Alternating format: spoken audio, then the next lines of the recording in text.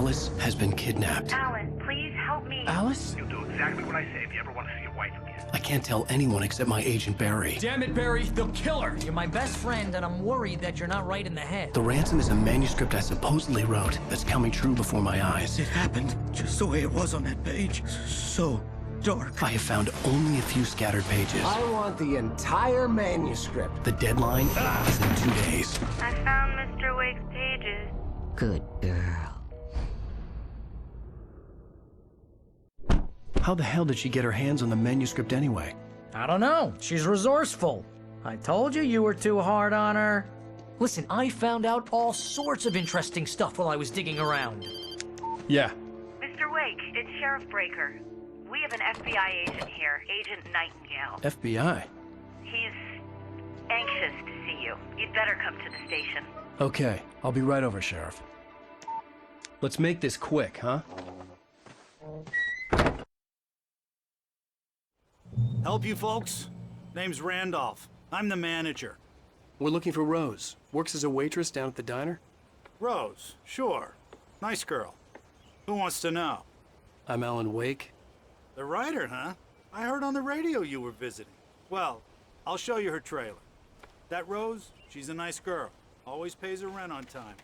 As I was saying, Al, I found all sorts of weird stuff from the local newspaper's archives. This place is crazy. Disappearances, mysterious deaths, urban legends come true, and get this, most of this stuff takes place around Cauldron Lake. Well, you ain't wrong, mister. The Indians thought the lake was a doorway to the underworld. I'm the God-fearing type myself. I don't hold with that sort of thing. Yeah, okay. Anyway, there was an island there owned by a guy called Thomas Zane. Now, some of the articles I found about him make him out to be a famous writer, but I ran a bunch of searches, couldn't find a single thing he wrote. Zane was heavily into diving, so much so that the place came to be called Diver's Isle. But the volcano under the lake erupted in 1970, and Zane went down with the island.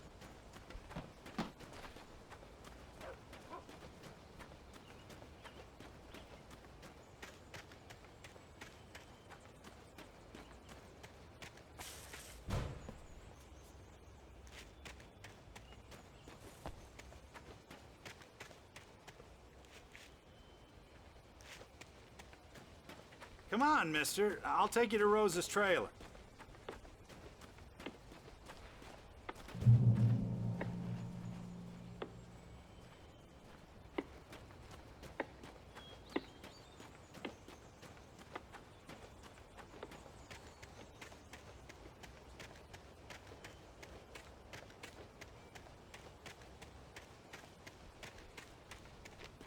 Just follow me.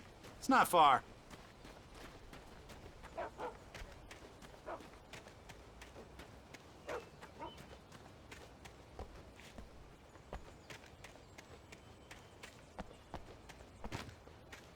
Listen, I got things to do. This place don't run itself. Yeah, how about that? It was there in the morning, as if it had fallen from the sky. But it would take a tornado to lift something like that. We're damn lucky it didn't crush any of the trailers.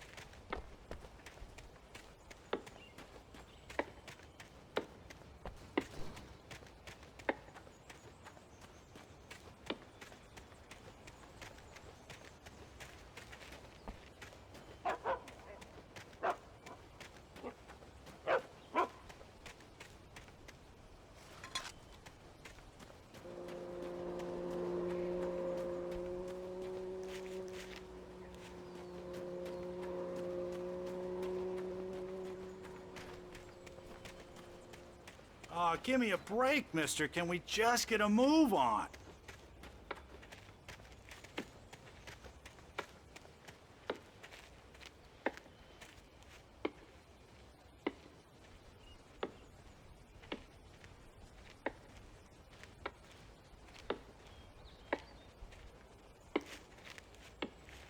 It gets better.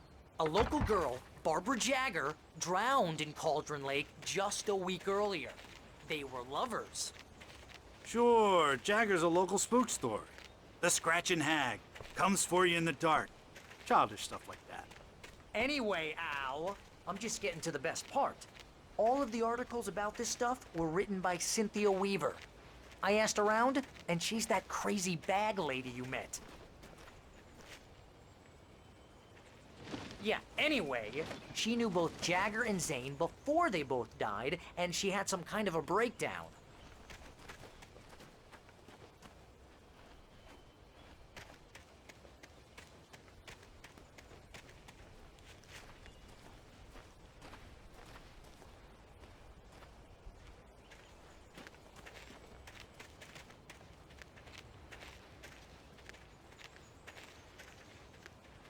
Well, mister, this here's Rose's trailer.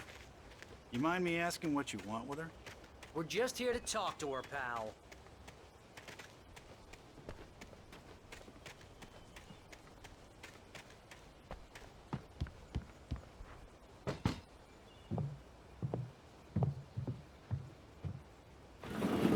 Welcome to...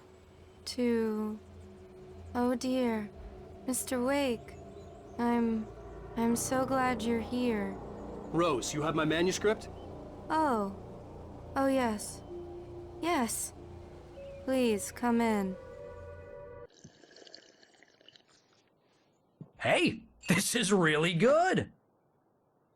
Rose, Yes, my manuscript. I really need it. I understand. I know what you need. A muse to inspire you. Oh, for Barry. She doesn't have anything. Yeah, hey, Al? Al, what's... Oh... Barry! What? What?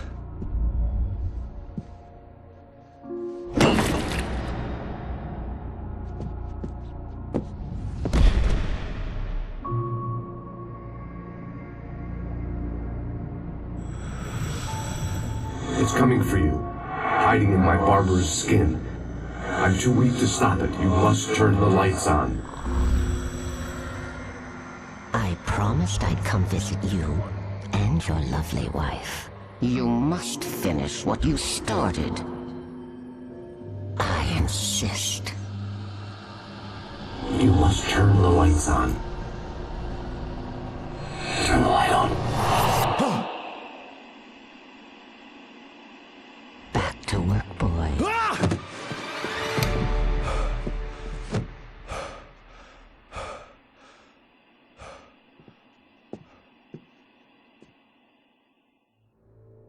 I felt nauseous, hungover.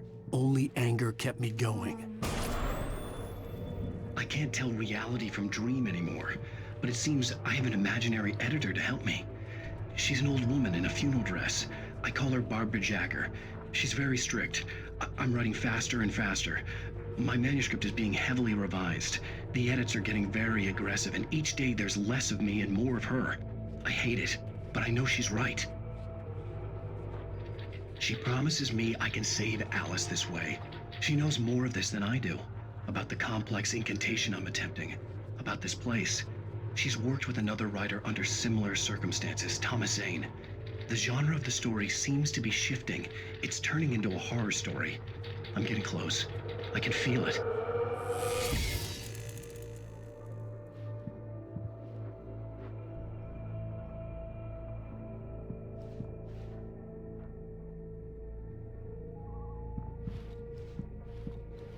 Rose took a day from me. I had less than 12 hours left to meet the kidnapper. All I could do was get Barry into the car, work something out once I got on the road. Welcome to the Oh Dear Diner. What can I get you today? Coffee? I couldn't work up much hate for Rose. Something had used her to get to me and left its mark. First refill is free. Milk and sugar on the counter there. Would you like to hear today's specials? Thank you. A nice day. Come back soon. Barry was out of it. He was way too heavy to carry. You're right. I deserve more money. I'm so handsome.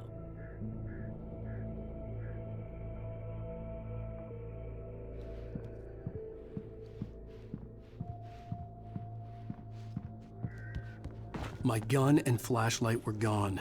I'd have to find a way to get Barry into the car. Mr. Randolph liked Rose. That little smile she had. How she was still sweet when life had tried so hard to make her bitter. It wasn't any of his business what she did in her trailer. But those strangers, the writer and his smart-ass sidekick, looked like trouble. And they'd been in there for hours, way past her normal bedtime. He reached for the phone and called the sheriff's station. As quickly as possible. There was no time to waste.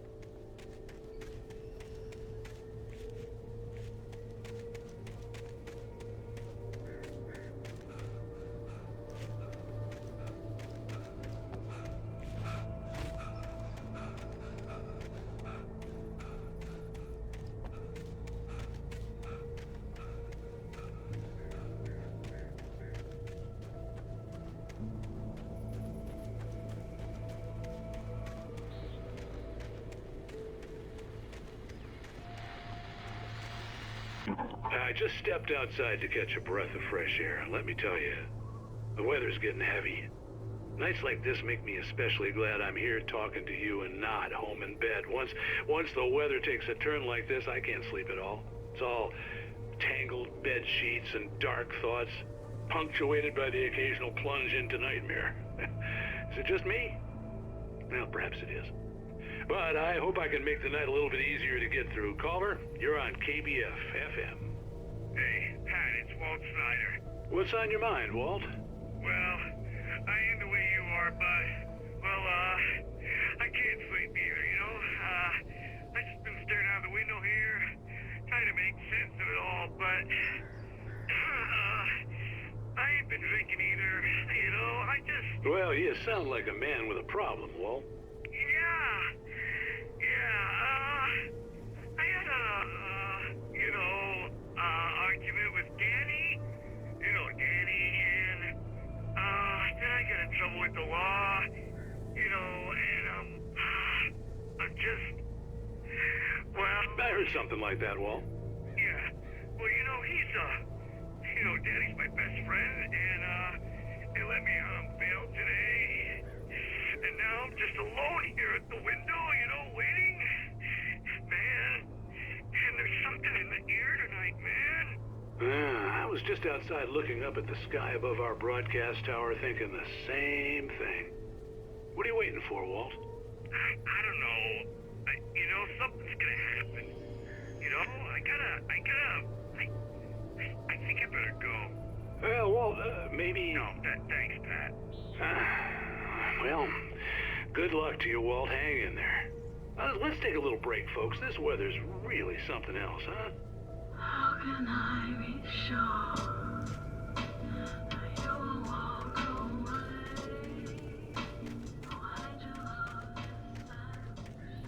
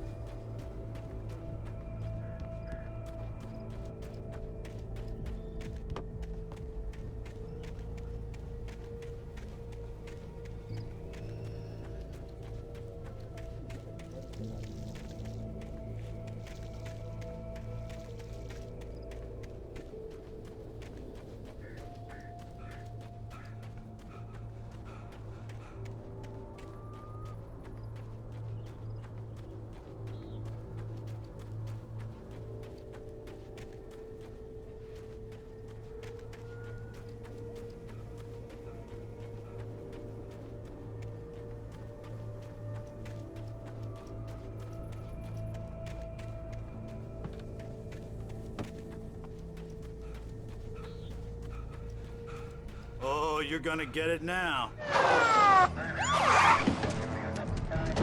God knows what you've done to that poor girl. This is Agent Nightingale, FBI! Get him up, Hemingway! You're under arrest! You move a muscle, I'll unload right in your goddamn face! Stay right where you are, Spillane!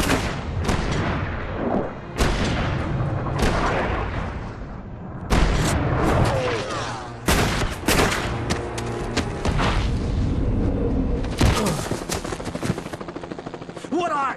I'm standing standing right here, you goddamn maniac!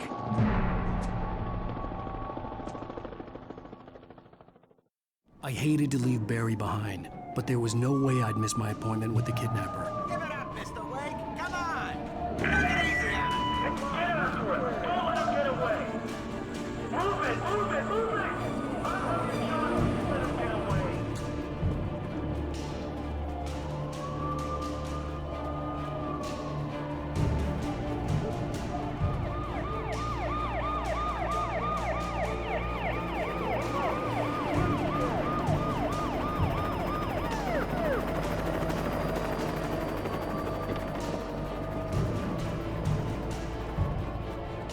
Stop running! There he goes!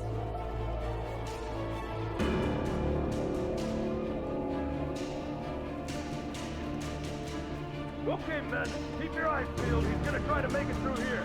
Oh, damn. There now!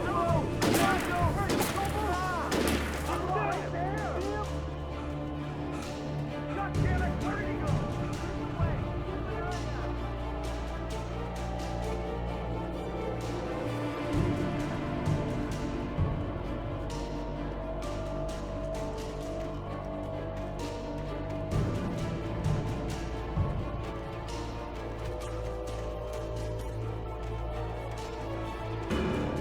He's gone. Come on, guys. We need to head him off.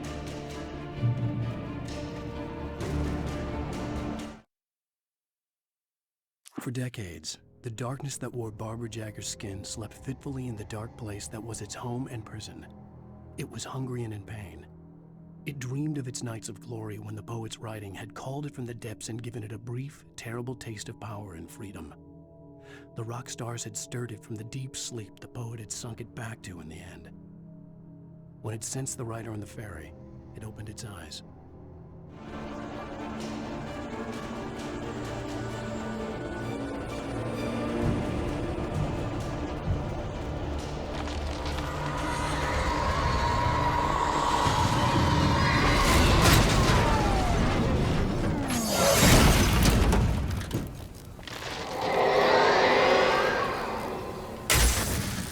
Come in, Agent Nightingale. This is Sheriff Breaker. Over. Nightingale, over. What on earth is going on? My deputies tell me you fired at Wake and he didn't have a gun. You almost hit a civilian instead. Over. Sheriff, Wake's running. I'm giving chase. I don't have time for this. Well, make the time. You can't just go shooting at people in my town. Over. I'm a federal agent pursuing a fugitive. You want to discuss my methods, Sheriff? Make an appointment. Over. You stay right where you are, Agent Nightingale. I'm on my way. Out. The suspect was last sighted running along the shore to the east-westward from the trailer park. All units are advised that the suspect may be armed. Approach with caution. James out.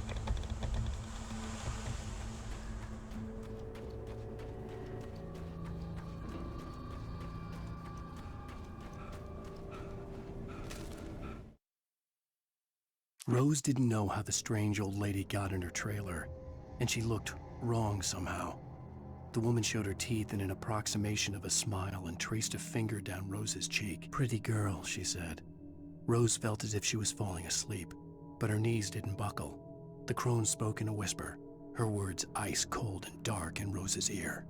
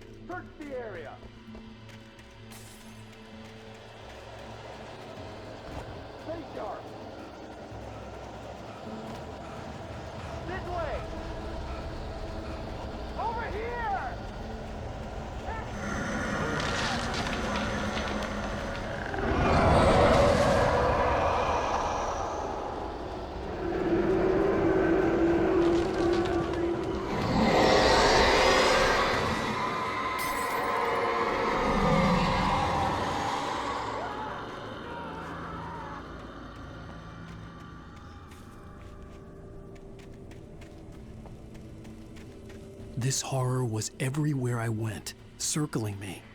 The cops didn't stand a chance. They were after a writer, not a monster. Wait, are you seriously telling me that geek writer just took out my deputies? Are you kidding? I mean, have you seen this guy? He wears a tweed jacket. Over. He's the guy we're chasing. If it's not him, who then? Bigfoot? Over.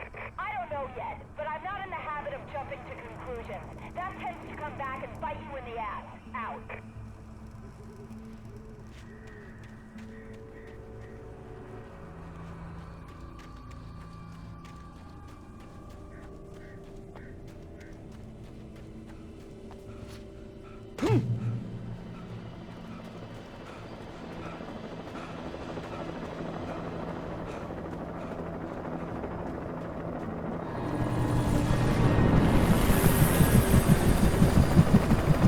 You on the ground. Hold it right there. There's nowhere to run. Freeze!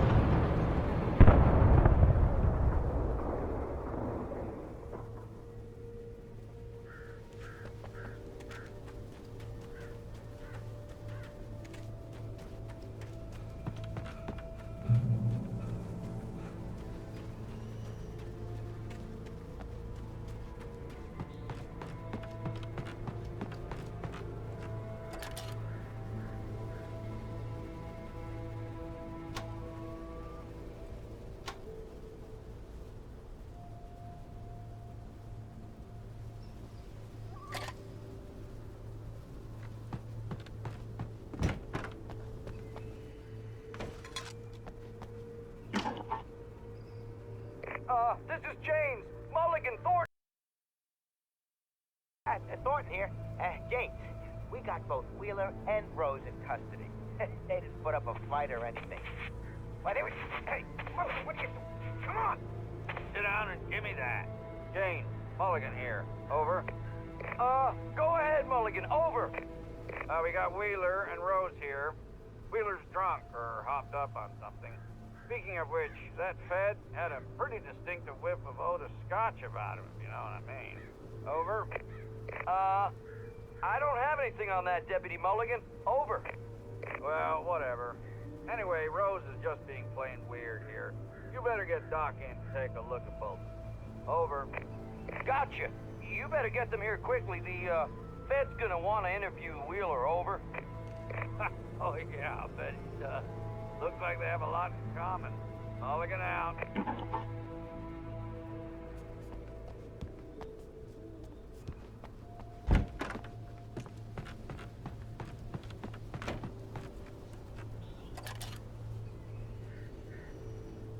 I could see the lights of the radio station in the distance.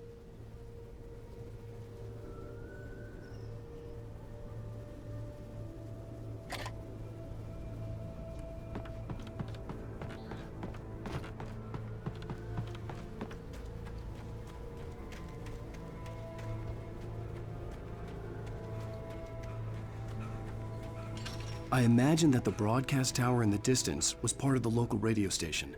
Maine seemed like a decent guy. Perhaps he could give me directions to the coal mine.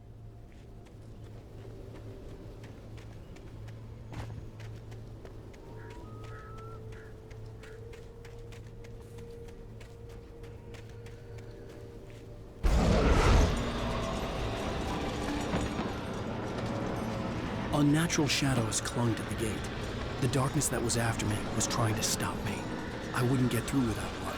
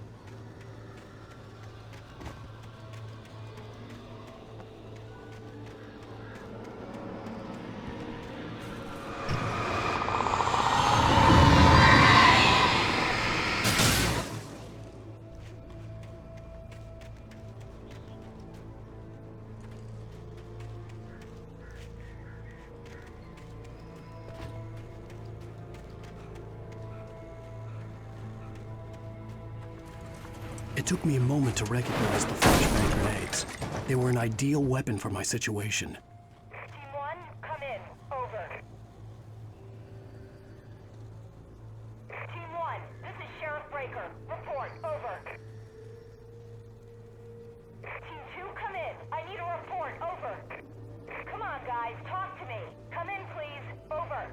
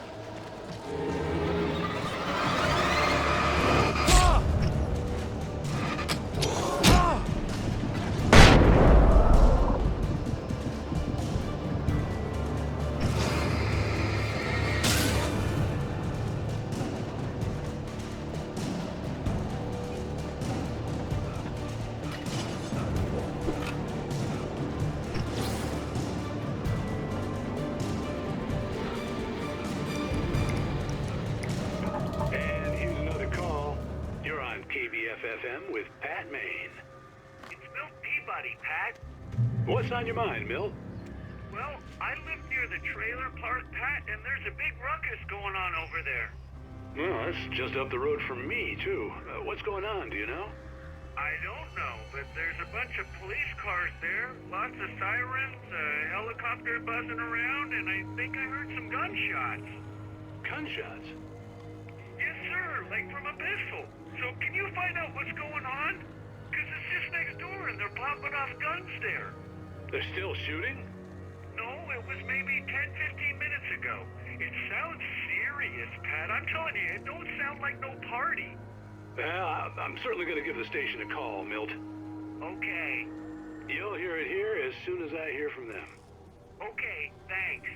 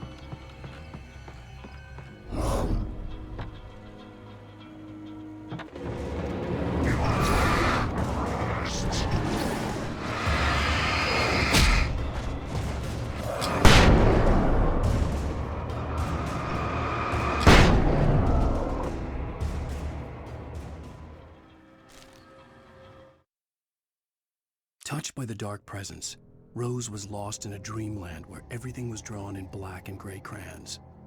The old lady had promised her that all her wishes would come true. She would be Alan Wake's muse. She was smiling so hard it hurt her face. She crushed a bottle full of sleeping pills into the coffee. Deep down inside, she was screaming in terror.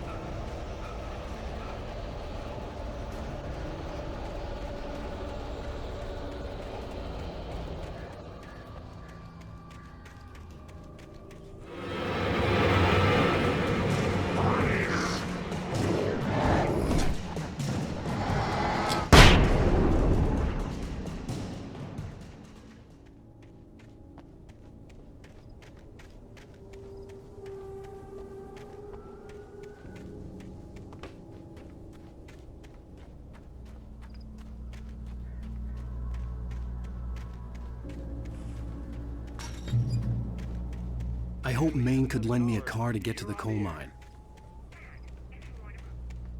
Hello, Lorna. What do you have for us? Well, I just don't see why the cops bothered with the trailer park. What do you mean? It's a trailer park. Of course you're going to have trouble in a place like that. I mean, what do you expect? The sheriff should be helping us normal citizens instead of wasting resources on those people. Well... Let the trash sort themselves out. I'm sorry, but my granddaddy settled in Bright Falls in 1911. Well, thank you very much for that compassionate viewpoint, Lorna. How can I be sure?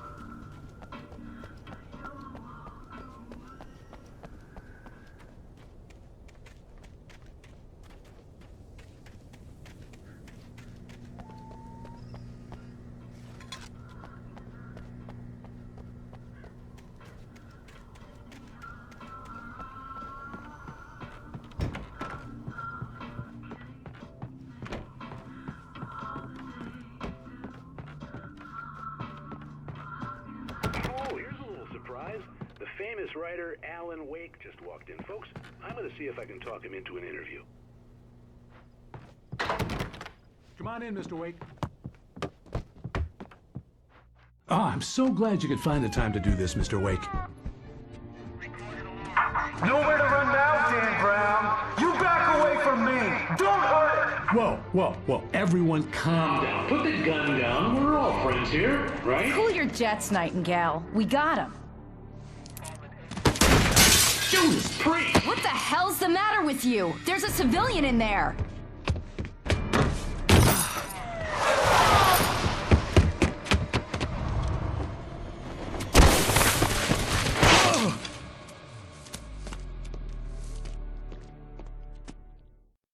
I'll get you yet, even if it kills me. You hear me? You hear me, H.P. Lovecraft? I had fallen off so many cliffs it was ridiculous. That's what you get for naming a book The Sudden Stop. It was probably good I hadn't had the chance to tell Maine where I was going.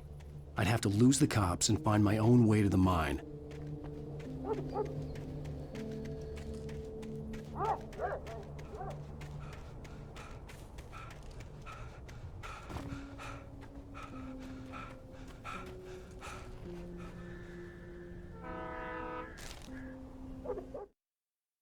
Nightingale stared through the broken studio window into the dark woods.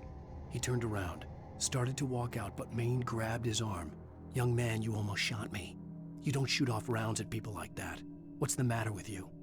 Nightingale shook his arm free, marched out. His cheeks burned with rage and humiliation.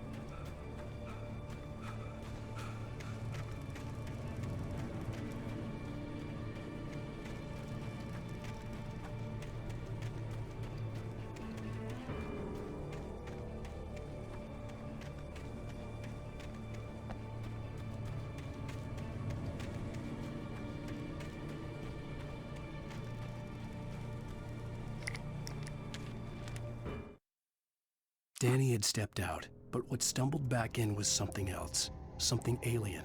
A monster. Walter tried to kill it, first with his fists, then a chair. It wouldn't die.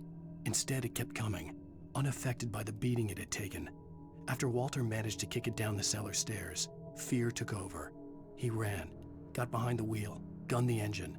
The booze wouldn't make him forget, but he knew he had to try.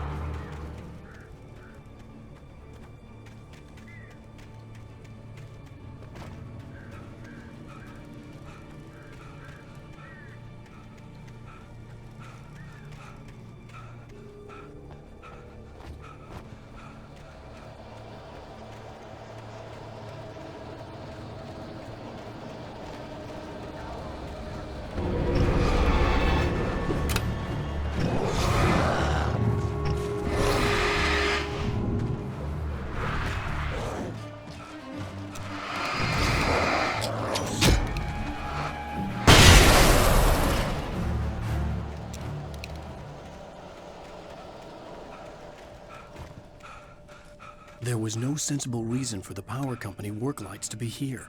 It was almost as if they'd been left for someone like me to use.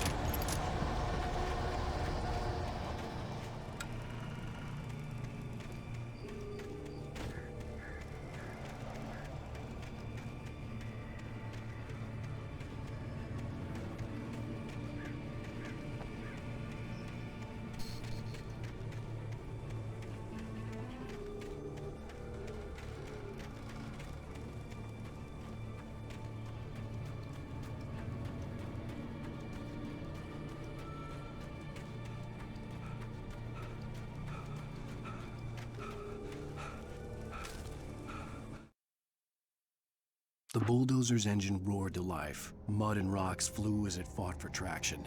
It crashed through the concrete wall and landed heavily in the yard.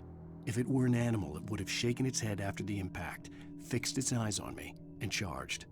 Of course, it had no head, nor eyes. Shadows crawled on its form, twisting it into a monster. Then, it came for me.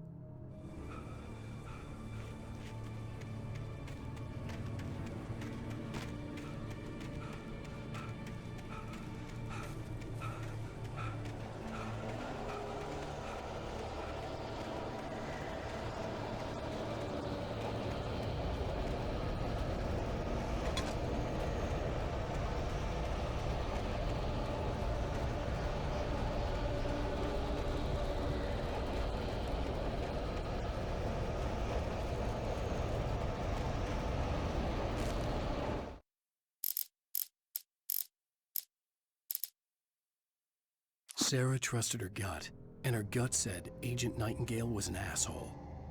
He felt wrong, and it wasn't just the smell of stale booze. It was in the way he flashed his badge, pulled rank, the look in his eyes when he wanted answers.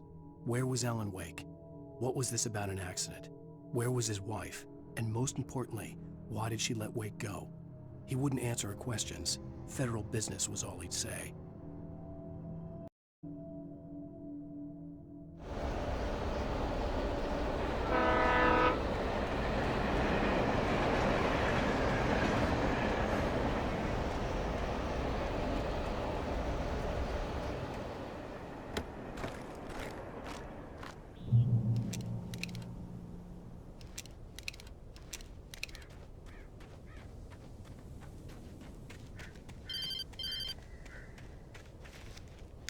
Hello? The most stubborn man I've ever met. Alice? Alice? Alan. I'm so afraid. Keeps me in the dark. Please help me. I look at you, Alan, and it's not you. Something else. Looking out from behind your eyes. Alice, I'm here. I'm so alone here. It's all gonna go to hell. You need to be careful. Cooperate. The connection had been terrible, but that wasn't the only thing that hadn't been right with the call. She sounded wrong somehow, but she had called me.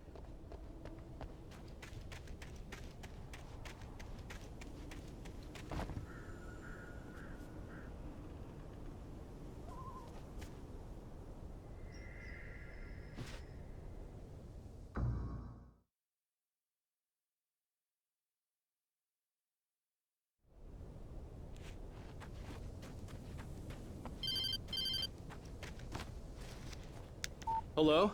The most stubborn man I've ever met. Alice? Alice? Alan. I'm so afraid. Keeps me in the dark. Please help me. I look at you, Alan, and it's not you. Something else. Looking out from behind your eyes.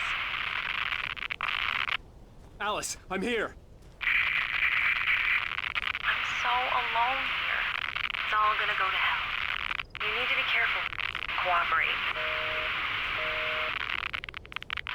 The connection had been terrible, but that wasn't the only thing that hadn't been right with the call. She sounded wrong somehow, but she had called me.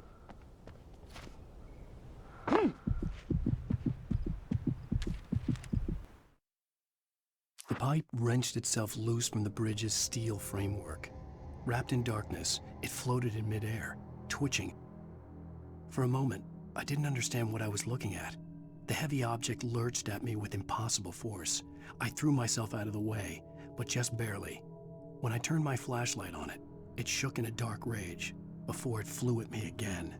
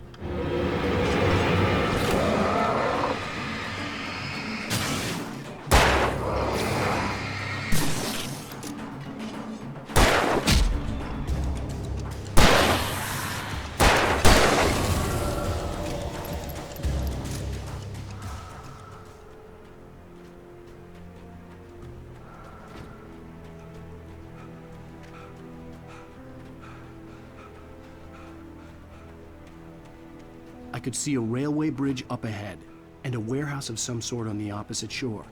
I hoped I could find a car from there.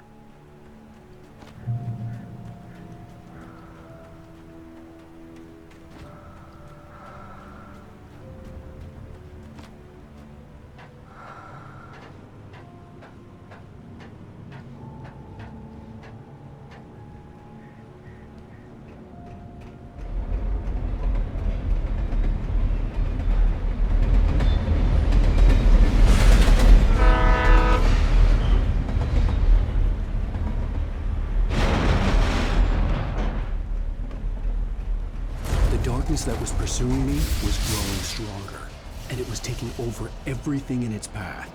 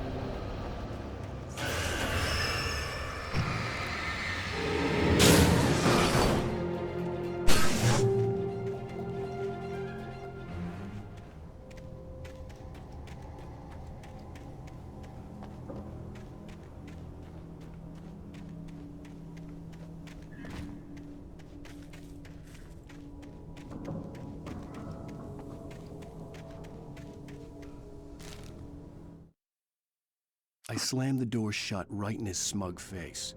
He pleaded for me to open the door. True to form, the asshole actually thought I would obey. I had no sympathy left, no guilt either, not for him. I took a moment to savor the scream. I bet I had a smile on my face. It was all that I had time for. The dark presence was inside the lodge with me.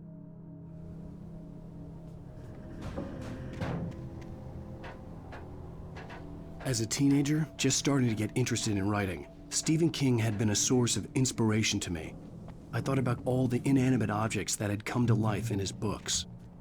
No one is safe in a good horror story, certainly not the protagonist. That's what makes them fun. This was anything but.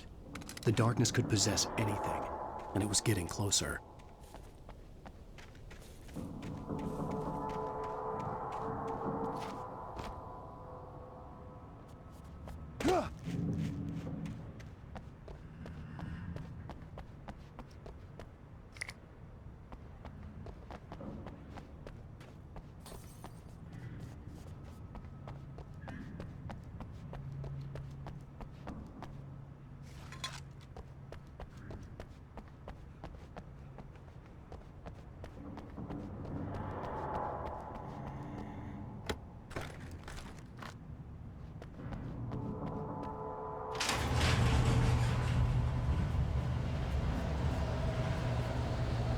Did you call 911?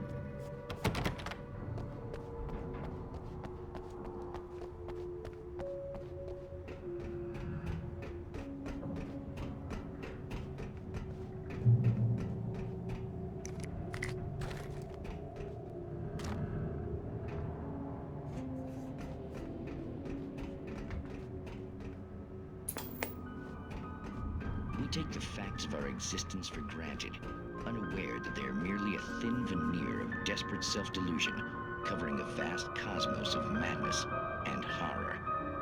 All too often, the stars are right. In Night Springs. Tonight's episode, A Family Occasion.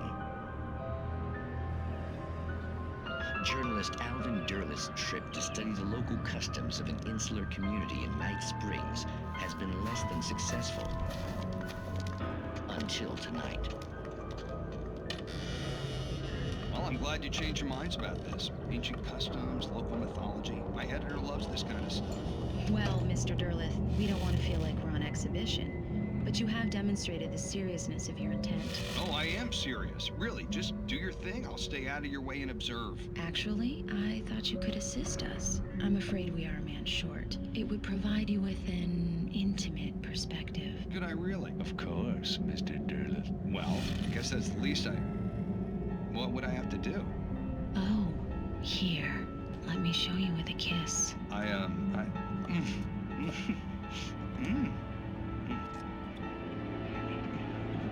did you...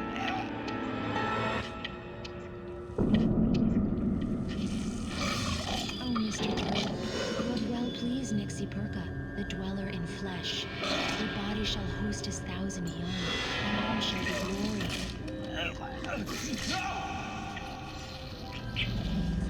Shh, darling, be calm.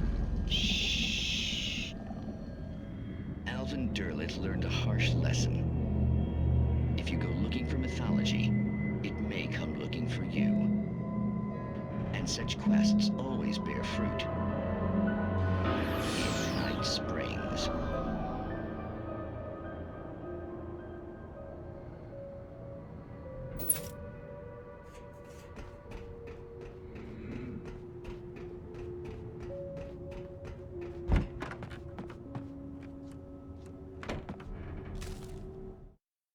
The darkness surged towards me, sucking everything loose from the ground into its depths, tugging at my clothes. I saw the flare the kidnapper had dropped and threw myself towards it just as I felt my feet leave the ground. The darkness embraced me with the force of a tornado. Somehow I managed to light the flare. The darkness roared and cast me away. I fell toward the dark waters of the lake far below.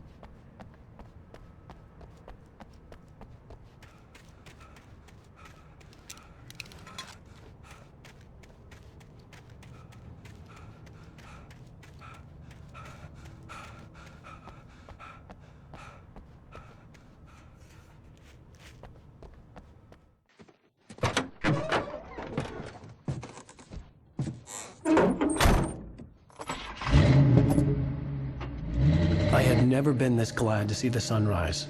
I had a couple of hours to get to the coal mine.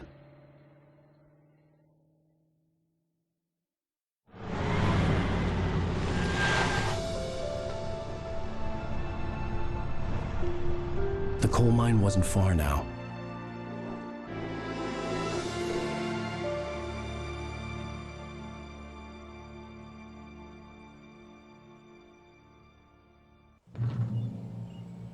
Today, I would meet the kidnapper, and he would give me Alice. I wouldn't give him any other choice. A drowning man will clutch at a straw.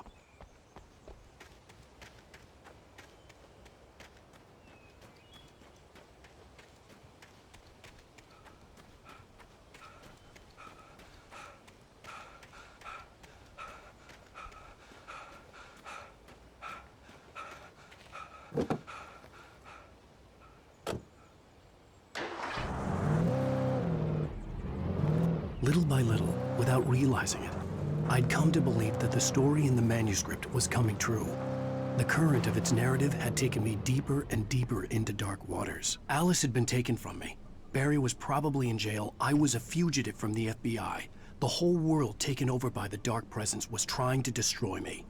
It all felt real, but it matched a textbook case of insanity. Even during daytime, I was being stalked. The bridge must have collapsed only moments after I'd crossed it.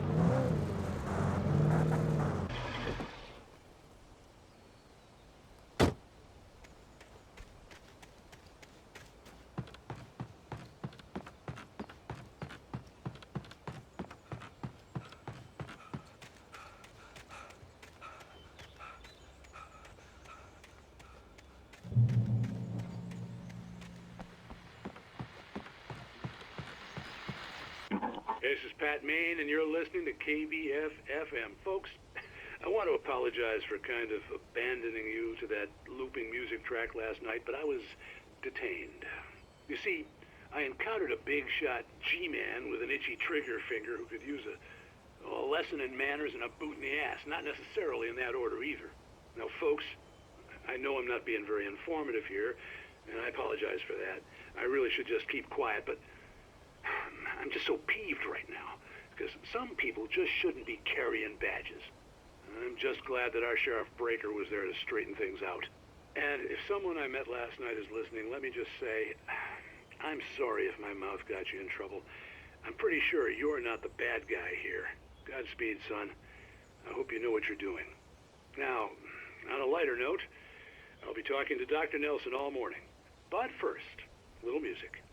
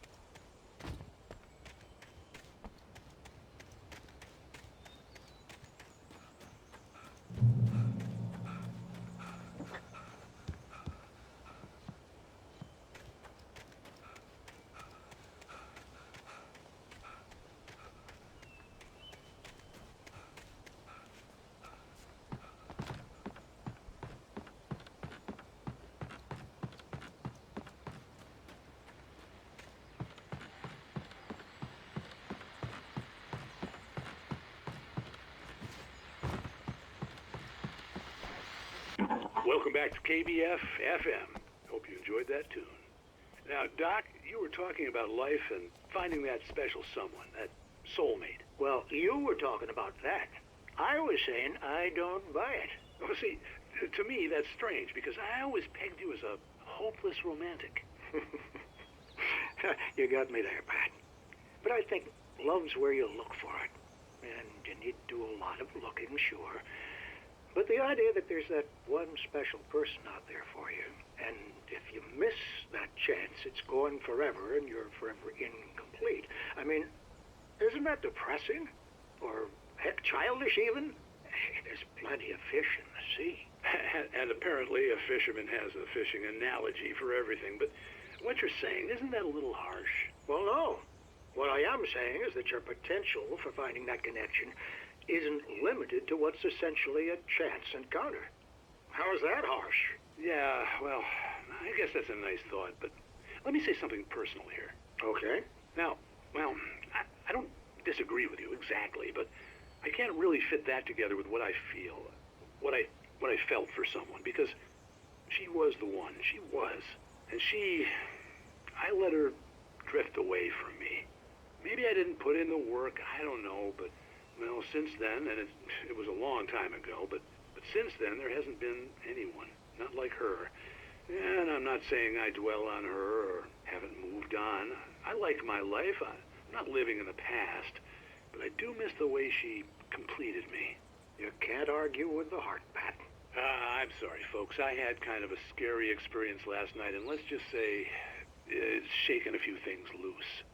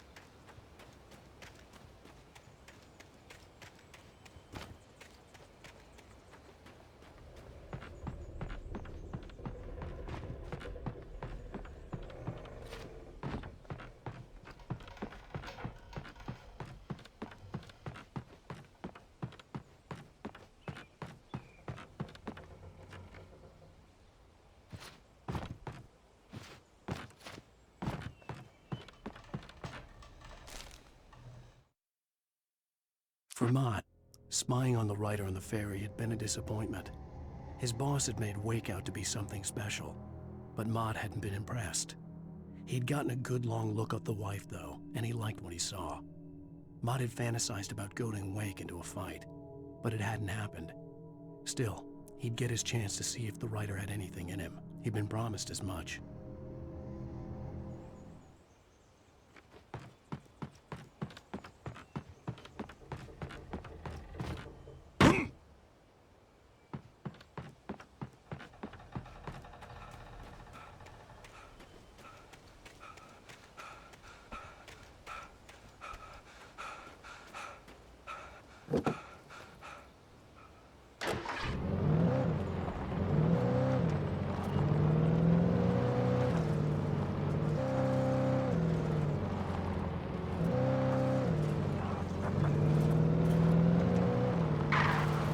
I was early. I was supposed to meet the kidnapper at noon in the main building. The coal mine was quiet. It was a museum now.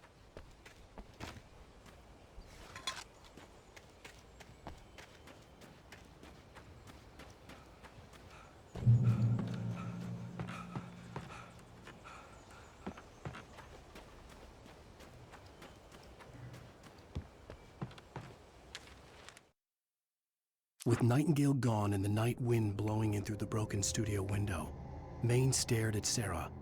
The sheriff looked away. Maine's voice shook with barely controlled anger. That boy's doing more drinking than thinking. I hope you know what you're doing, Sarah. He's got a sickness in his eyes. You take my word for it. He wants Wake for a reason, and it's not for anything good.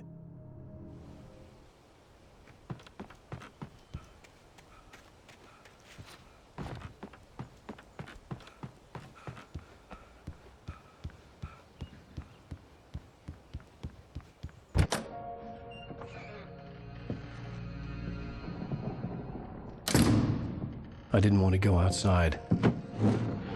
Cops had to be looking for me. The noon sun turned the place into a sauna. The day dragged on. Different scenarios ran through my mind. Ways of how I'd torture the kidnapper to get Alice back. Or the different horrible things he could have done to her. I imagined her dead. I had no way of knowing she was still alive. It was killing me. I was running on blind hope. It was all a waste of time. The bastard never showed up.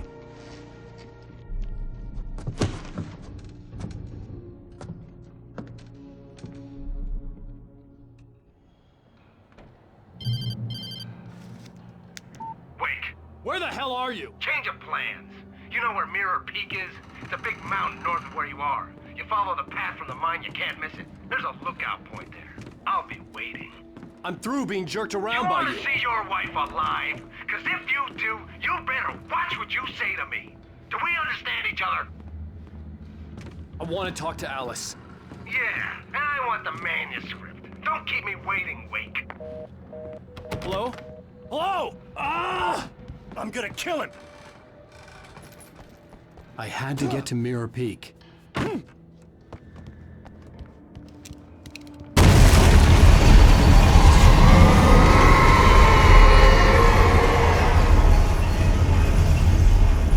It was close. Maybe closer than ever before.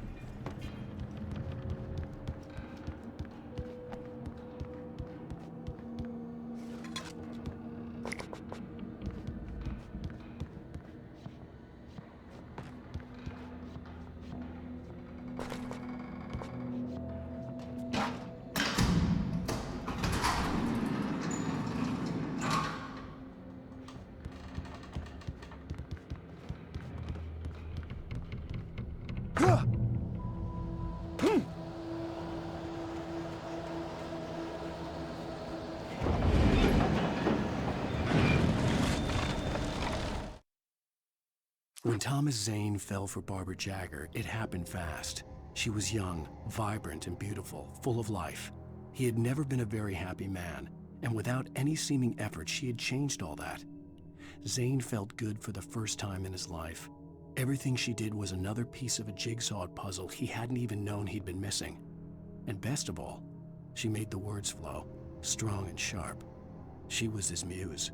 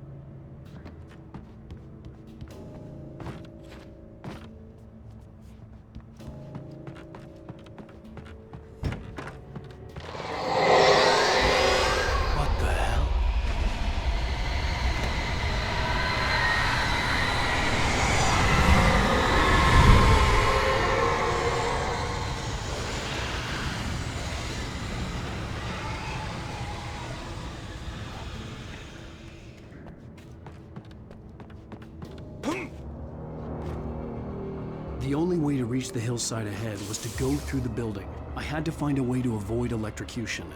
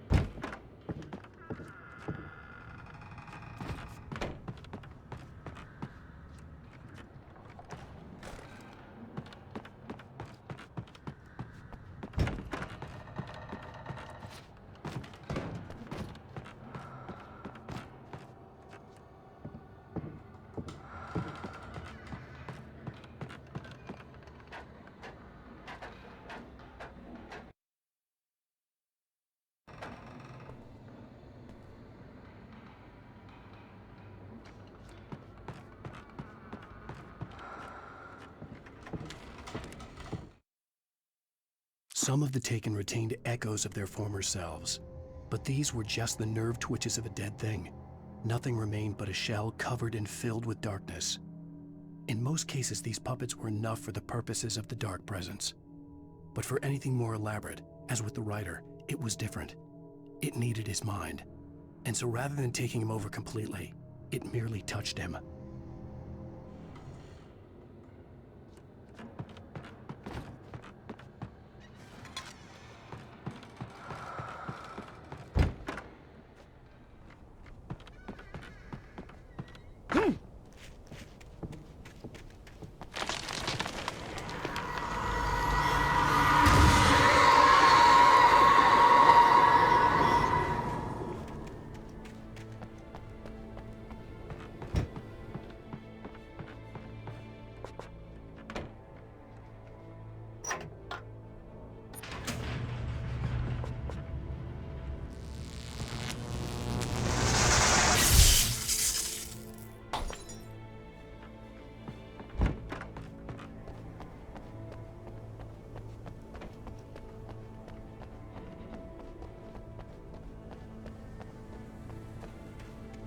There was no way the flashbang grenades were standard power company equipment.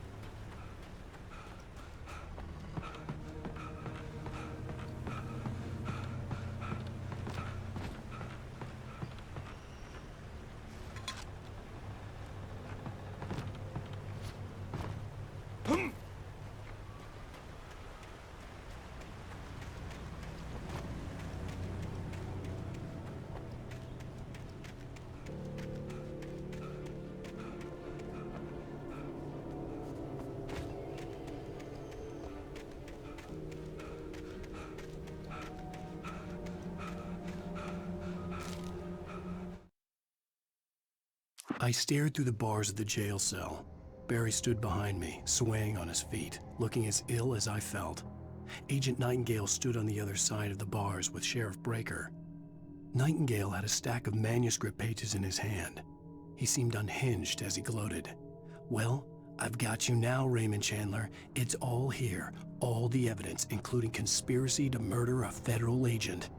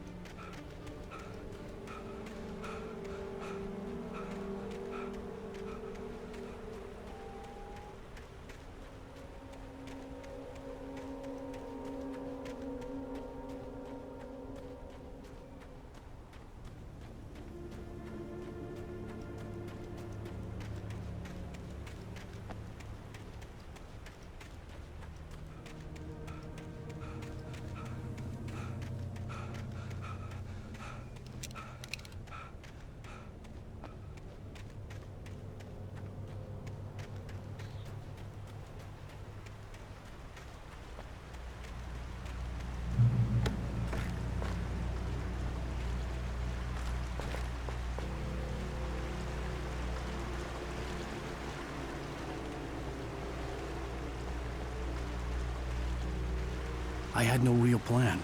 I was going to give the kidnapper all the manuscript pages I had for Alice. If that wasn't enough, I'd hold him at gunpoint and make him talk.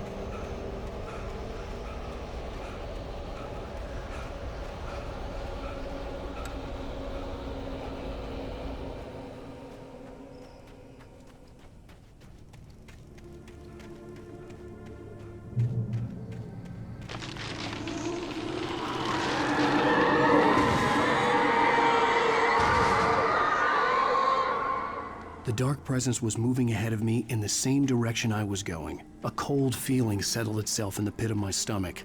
Was it going for Alice?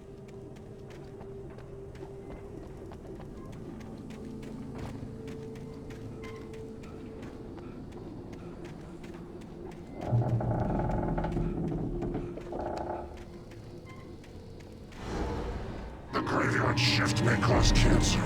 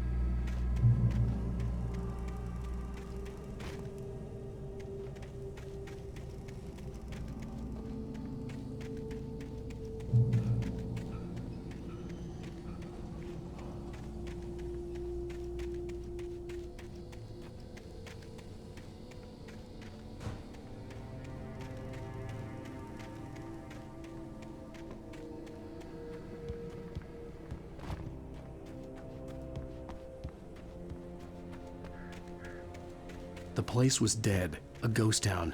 Had been for decades, maybe a century.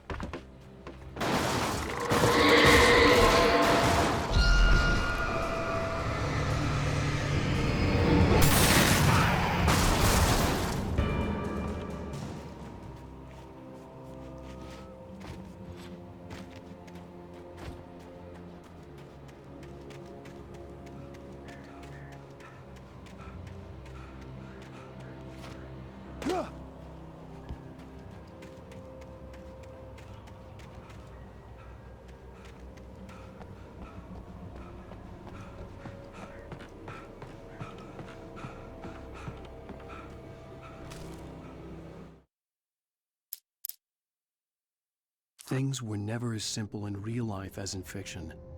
I had lost count of the times I had wished there'd be a clear reason for my writer's block. Something to fight, something to lash out on. There wasn't. I was filled with doubt. I was nothing like the hero in my books. Alex Casey had gone through his life with single-minded determination, never wavering from his goal. Even now, I was angry at myself, angry at Alice, angry at Barry. I was fumbling and I had no plan.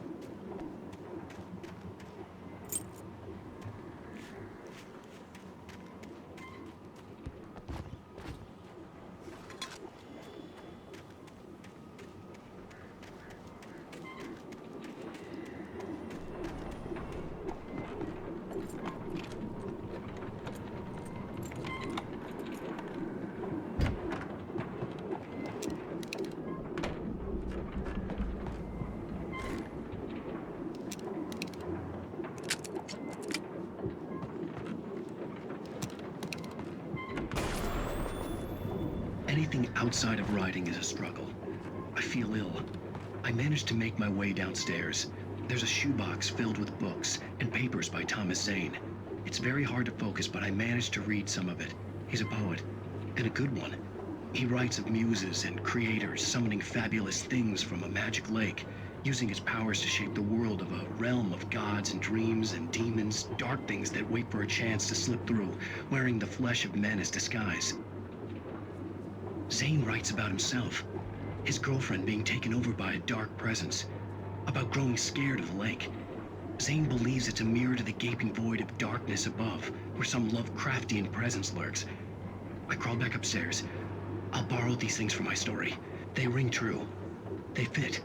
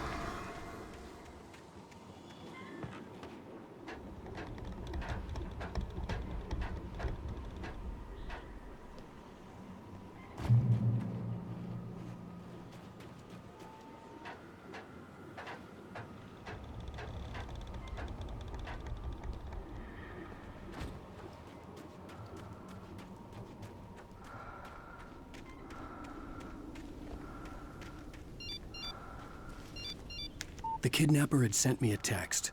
The message was full of spelling errors and insults. It was telling me to hurry up.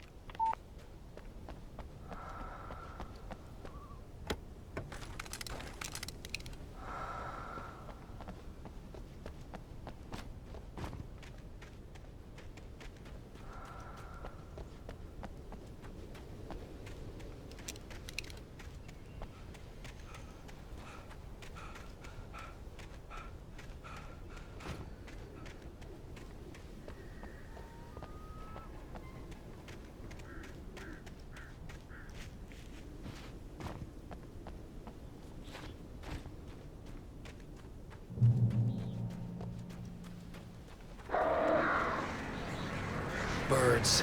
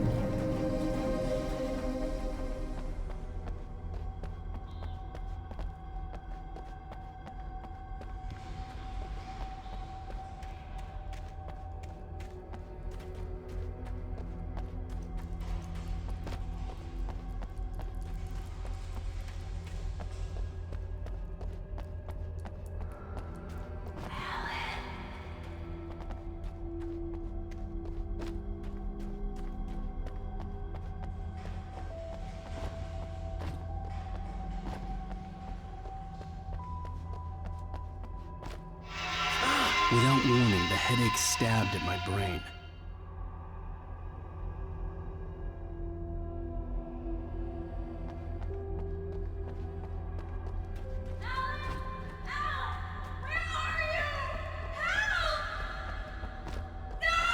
Alice?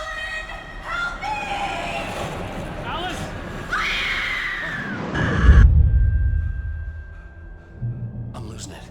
I gotta get out of here.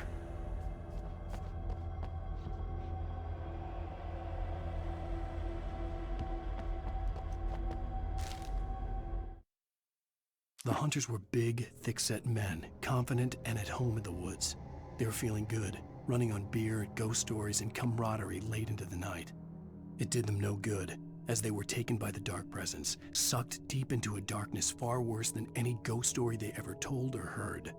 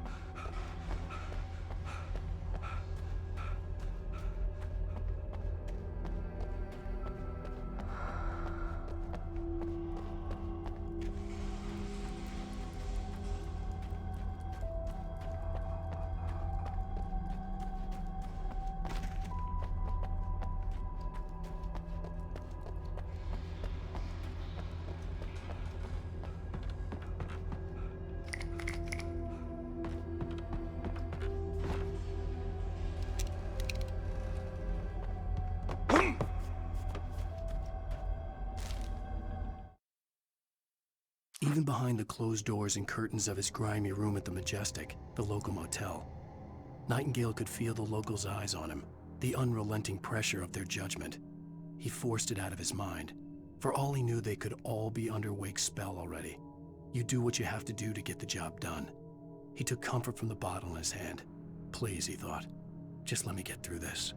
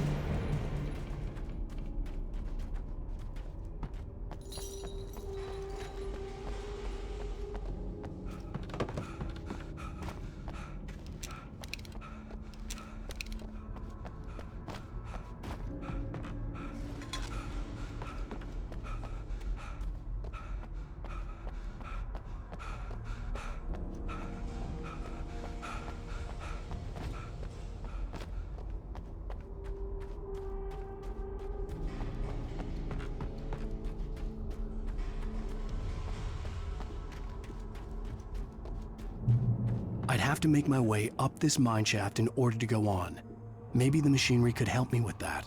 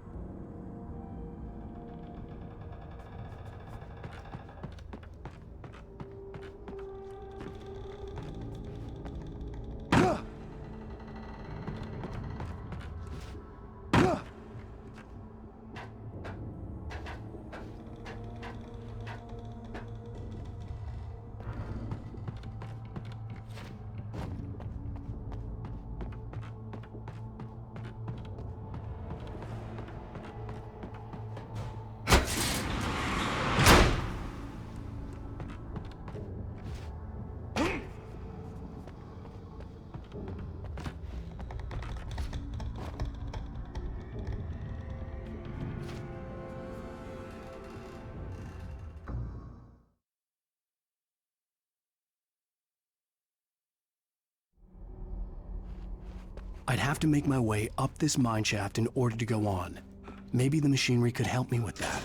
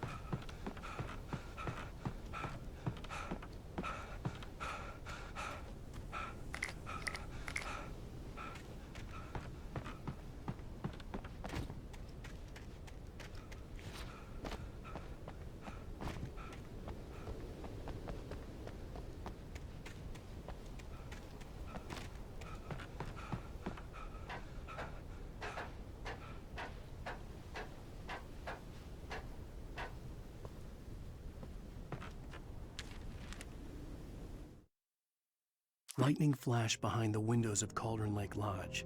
Tor Anderson laughed and held the steel hammer above his head. Nurse Sinclair was trying to calm him down without success. Tor grinned madly and shouted, "My hammer's up. Here's a friendly poke from Molnir, wench." He brought the hammer down with all his might on Sinclair's head. "We're on a comeback tour, baby."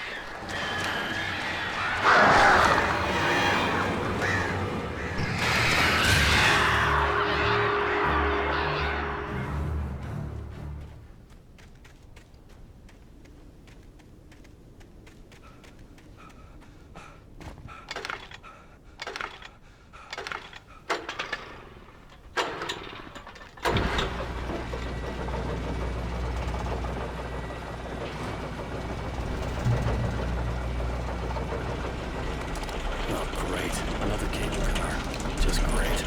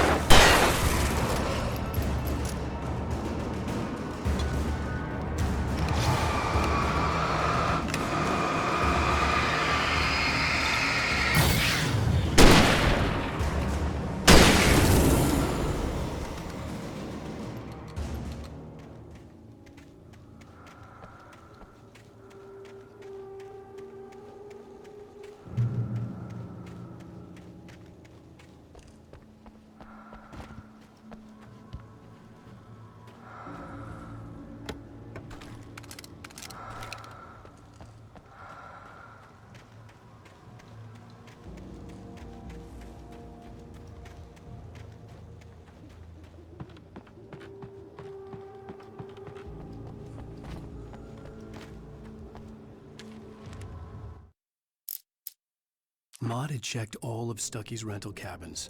There had been no sign of the Wakes. It was dark when he'd found their car parked at the end of the road by Cauldron Lake. It made no sense. They must have taken a wrong turn, but there was no sign of them, and the car had been there for hours already. Frustrated, Mott stood on the rotten ruin of the footbridge that had once led to Diver's Isle before it sank beneath the waves years ago. The boss wouldn't be happy.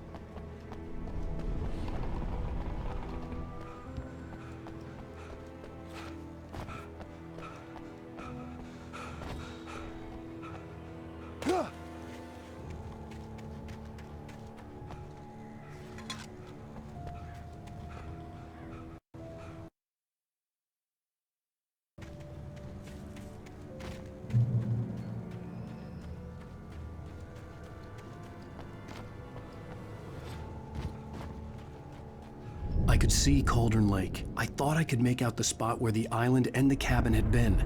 There was a light near it. It had to be a boat.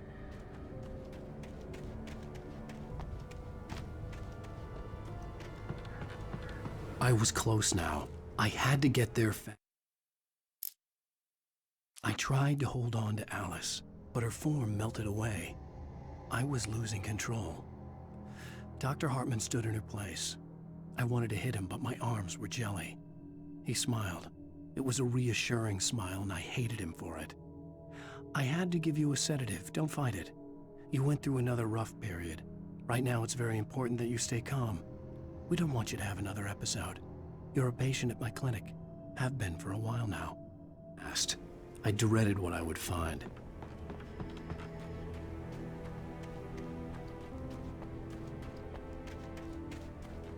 Wait! Are you? Wait! Hey, I'm here! I'm coming!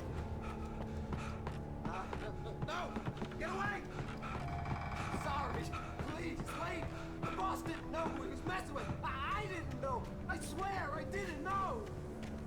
We don't have his wife. We don't know where she is. She's probably drowned. We just said we had her to make him play ball. You see? To get him writing for us.